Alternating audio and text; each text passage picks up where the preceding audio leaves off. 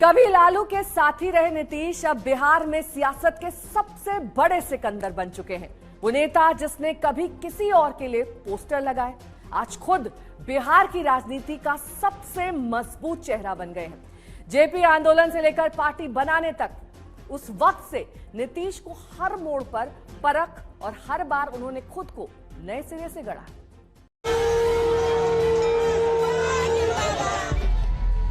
नीतीश कुमार की जीत ने तय कर दिया है कि तेजस्वी को अभी और इंतजार करना पड़ेगा। लेकिन नीतीश कुमार की ये जीत आसान नहीं है। ये जीत उन्हें विरासत में नहीं मिली है। ये जीत संघर्ष की कहानी कहती है।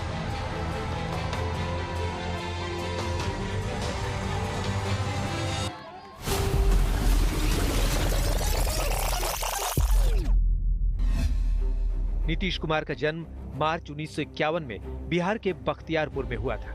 4 भाई बहनों में नीतीश सबसे छोटे थे।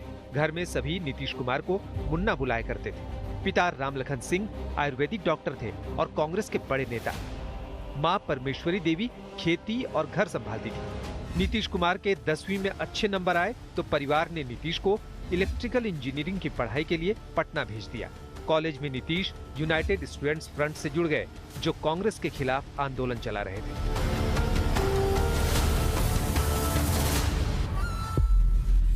कभी कॉलेज तक बस चलाने के लिए आंदोलन किया तो कभी छात्रों की दूसरी समस्या पर कॉलेज ने नीतीश को अपना नेता मान लिया था।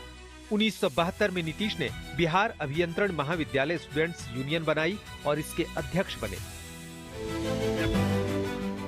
कॉलेज के आखिरी साल में ही नीतीश की शादी नालंदा में रहने वाली मंजू कुमारी सिन्हा से तय हुआ और 22 फरवरी 1973 को नीतीश और मंजू की शादी हुई। नीतीश को पढ़ाई पूरी करने के बाद बिजली विभाग में ट्रेनी इंजीनियर की नौकरी मिल गई थी, लेकिन वो नौकरी छोड़कर पटना लौट गए और जेपी आंदोलन से जुड़ गए।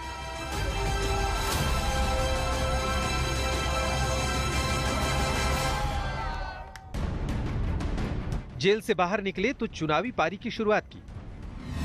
1977 में पहली बार जनता पार्टी ने 26 साल के नीतीश को नालंदा की हरनौत सीट से टिकट दिया, लेकिन नीतीश हार गए। 1980 में फिर नीतीश ने हरनौत सीट से चुनाव लड़ा, लेकिन फिर हार गए। 1985 में नीतीश कुमार ने कसम खाई कि अगर इस बार भी हार गए तो चुनाव नहीं लड़ेंगे। पत्नी ने चुनाव लड़ने के लिए 20,000 रुपए दिए और इस बार 22,000 वोटों से जीत गए। 1989 में लोकसभा चुनाव जीतकर नीतीश दिल्ली चले गए, लेकिन लालू यादव बिहार में डटे रहे। 1989 में बिहार में कांग्रेस की सरकार थी और कर्पूरी ठाकुर विपक्ष के नेता थे। 1988 में कर्पूरी ठाकुर का अचानक निधन हो गया और उस वक्त के सियासी समीकरणों ने लालू को विपक्ष का नेता बना दिया।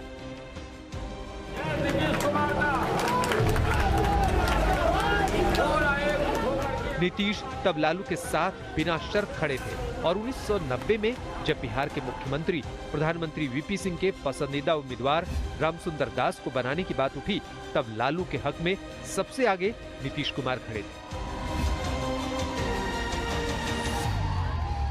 देवीलाल के कैंडिडेट थे लालू प्रसाद यादव,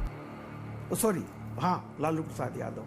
तो 3 कैंडिडेट थे। अब सोचिए, प्रधानमंत्री जो दल का मुखिया है वो रामसुंदर दास के बारे में कह चुका था कि ये तो शपथ लेंगे, लेकिन हुआ क्या कि नीतीश जी जो आज बहुत बड़े राइवल हैं, नीतीश जी लालू जी के हनुमान हुआ करते थे, चाणक्य।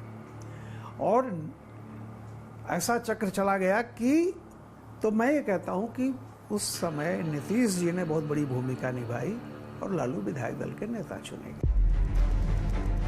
1990 में बिहार विधानसभा चुनाव में जनता दल ने जीत हासिल की और लालू प्रसाद यादव पहली बार मुख्यमंत्री बने। उस समय नीतीश कुमार लालू के सबसे भरोसेमंद सहयोगियों में गिने जाते थे। लालू की लोकप्रियता गांवों में तेजी से बढ़ रही थी, लेकिन शासन में भ्रष्टाचार, जातिवाद और दबंगई के आरोप लगने लगे।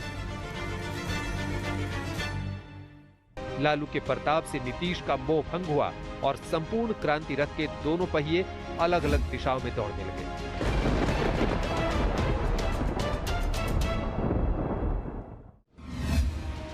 उन्नीस का विधानसभा चुनाव आते आते नीतीश कुमार लालू के खिलाफ नई पार्टी बनाकर चुनावी रणनीति में उतर चुके थे। जॉर्ज फर्नांडिस के साथ समता पार्टी बनाकर नीतीश अपनी चुनावी सभाओं में लालू राज के कुशासन की पोल खोलने लगे।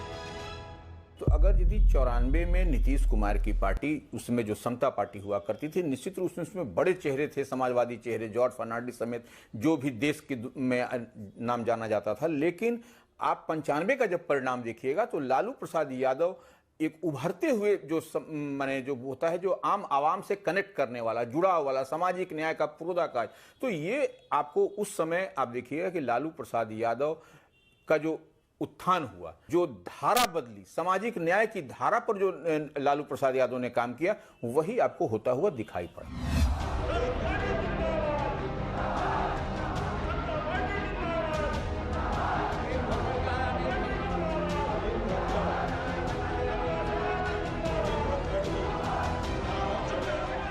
चुनाव में नीतीश कुमार अपना नया दल समता पार्टी बनाकर उतरे, लेकिन लालू का कद तब बिहार में सबसे ज्यादा ताकतवर था। 167 सीटों के साथ लालू तमाम आरोपों के बीच पूर्ण बहुमत के साथ 1995 में एक बार फिर सत्ता में लौटे और नीतीश की नई पार्टी 7 सीटों पर सिमट गई।